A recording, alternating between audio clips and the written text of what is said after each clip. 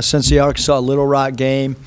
Good few days of practice, and look forward to playing again on Friday, kind of our last time to evaluate our team prior to the opener against Rice. So just looking forward to another form of competition, and then we got a long stretch of 11 days between this game and our opener, so we're going to have 11 days of really, really good practice leading up to the home opener. Coach, after watching film, what were your main takeaways from that last game? Main takeaways probably the same that you had. We need to rebound the ball better. We need to stay out of foul trouble.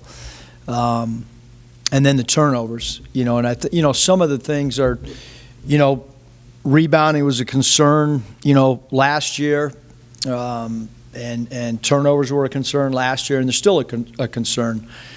So we just need to try to figure out how to get a little bit better defensive rebounding. We need to try to figure out, how to value the basketball a little bit more than we have. Those two areas in particular, and then obviously our second unit did not play as well as the starting unit.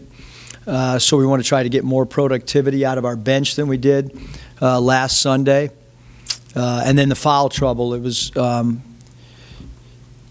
systematically at Nevada, we were an extremely low turnover team, took care of the basketball as well as really any team in the country the last 2 years with different guards involved. And we very, very, very rarely in 4 years ever got in foul trouble. So we'll just have to keep, those are two areas that, we have not had much trouble with, but so far we have had some trouble with here. Is that the style of play with these guys getting used to your system, or what do you think that is, what the cause of that is?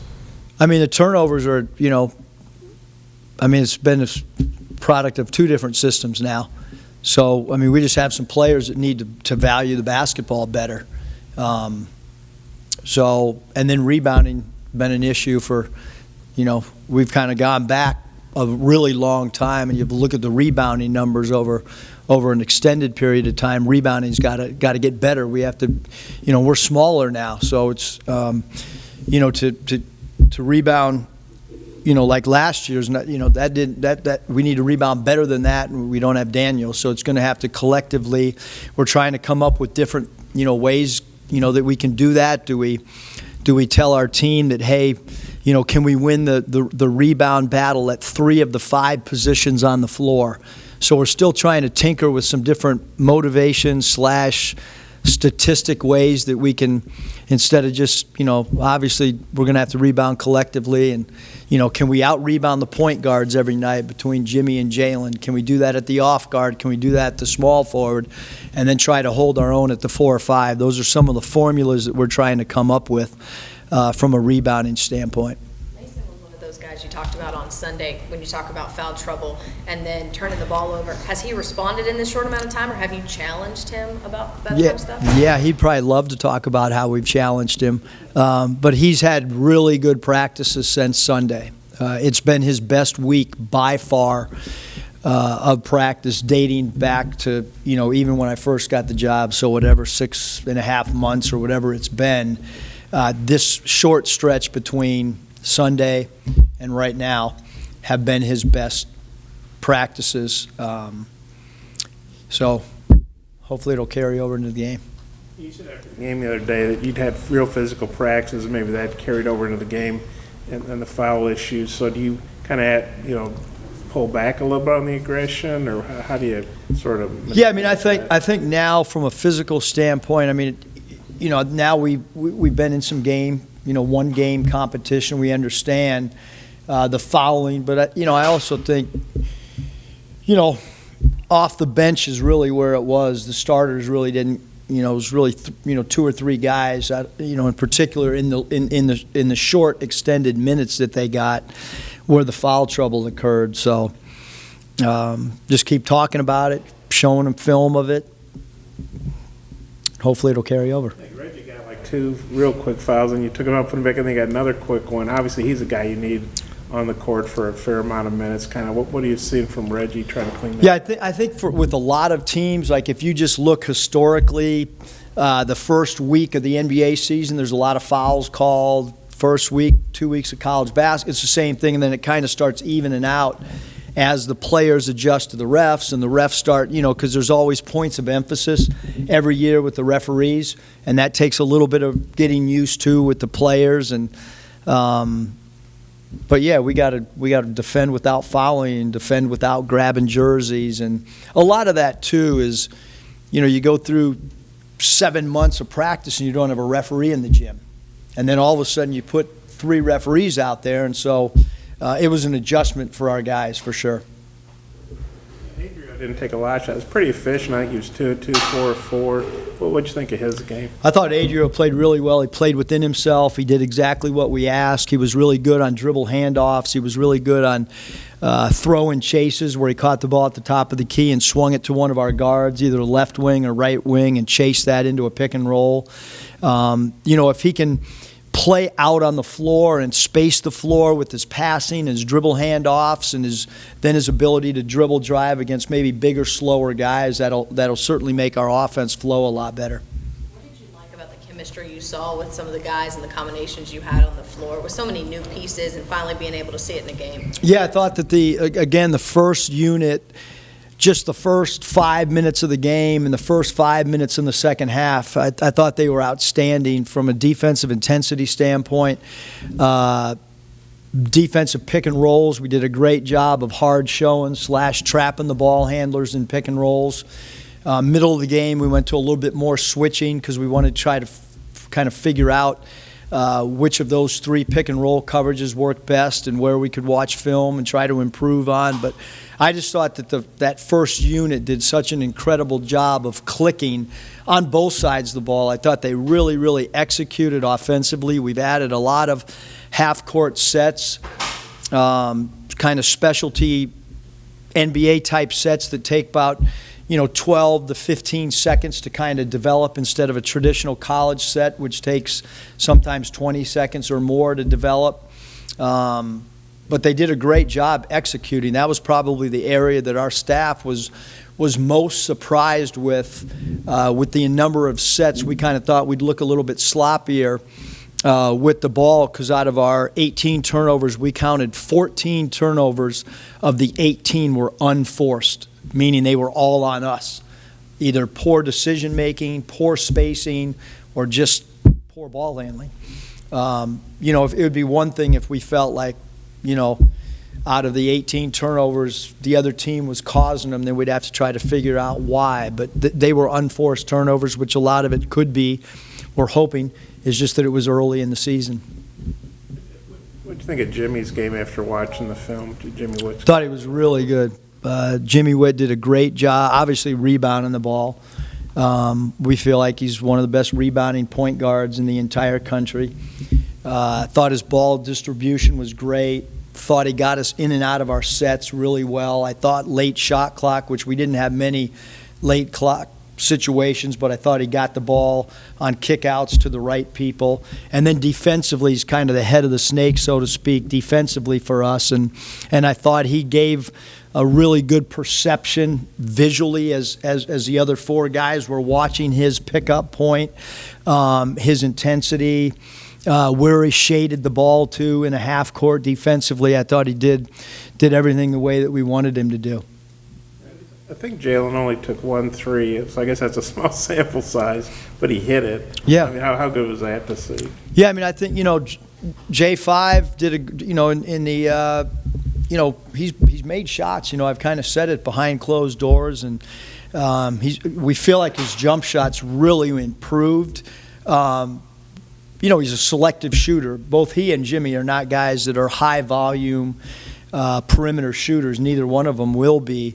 But as long as they can make enough to keep the defense honest, and we certainly think right now that Jalen has a little bit more confidence than he had last year maybe from a shooting perspective. He left the game early the other night, but what did you like about him? Maybe in the first half he looked pretty effective. Thought he did a really good job of mixing up 3-point shots along with putting the ball on the deck. Obviously his 3-point shooting is his greatest asset and a part of his game that we really need him to contribute. But again, I thought he did a good job putting the ball on the deck as well. Actually, he put the ball on the ground a little bit more even so than what he has in practices. So I thought he mixed up, when he had the ball in his hands. He did a good job trying to confuse the defense a little bit instead of just relying solely on his three-point shot. A couple things about Earl Wiggins, if I could. How's he fitting into your staff? And I guess that year after he had a good year with you at the Warriors, he had 5 short-term contracts. Then he signed a nice big contract with Denver. And I talked to him the other day. He gave you a lot. He basically said most guys wouldn't have the confidence to play a 5'5" guy in a closer role. What did you see in him that maybe other people didn't? And just how's he fitting in with your staff? Well, 2 things with Earl. One, the gear that I now get has been cut in half because he wears the same size I wear. So I've lost out a lot of dry fits and hoodies because Earl can wear them. 2, he never gave me any portion of his contract that he got. But Earl is one of the most unique players in the history of the NBA. And I was with him as an assistant actually in Orlando. He's from Cleveland. I grew up in Cleveland when my dad was coaching the Cavs, so I've known about him or mutual friends since I was even in high school. But the big thing with Earl, when we picked him up in Golden State, we needed a point guard. I'll never forget it. We picked him up. He flew to the Bay Area, took a physical. We flew as a team to Denver. And that first game, I played him like 27 minutes or something, and he played the entire fourth quarter. He's got high basketball IQ. I think he's, great for me because he's a former player.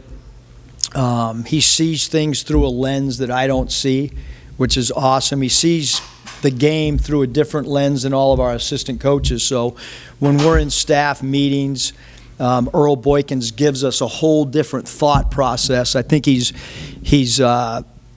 really wants to, he's pro player. So when we're talking in meetings, he's always looking at the bright side or a positive of each player as we go through our roster and ways to improve guys individually and then as well as collectively. But he had a great NBA career, and a lot of the reason he had a great NBA career is because of how professional he was. It wasn't just basketball. NBA coaches, NBA management, NBA players like to have him on their roster because of his professionalism. He was a great teammate and a great leader on all those teams he played with, and his reputation in the basketball world's phenomenal. How have you seen him or the players relate to him? I mean, we showed film when the day we hired him and the first day that he got here, we showed our team clips of him because I don't know how many of them probably watched him play much. Probably some guys didn't know who he was. It was funny when he walked down the hall, walked in his office. I walked down the opposite way, and I heard the GAs all, talking about how short he was, and can you believe he really played in the NBA? But I think he's going to be a real huge asset to the staff and all of us really, because just another guy in our building, and even recruiting-wise, he has nothing to do with recruiting, but certainly when someone comes on campus, can be a part of our visits, and I think that's important as well. What do you see from Southwestern Oklahoma State? I'm really worried about our team, to be honest with you. Our assistants have watched a lot. They like to run and jump. They play a little bit of matchup zone.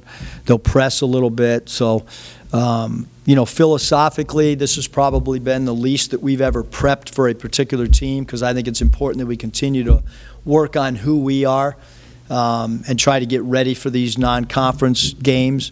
So we've kind of taken the approach this week, maybe a little bit more than Arkansas Little Rock. We're taking, because we scouted Little Rock pretty heavily because we had played them at Nevada and we knew some of the stuff that Coach Walker likes to do. And with this game, I'm a little bit more concerned with how we do things and our own execution and trying to continue to figure out different combinations and play different guys in different spots and maybe experiment a little bit more than we did in the first exhibition.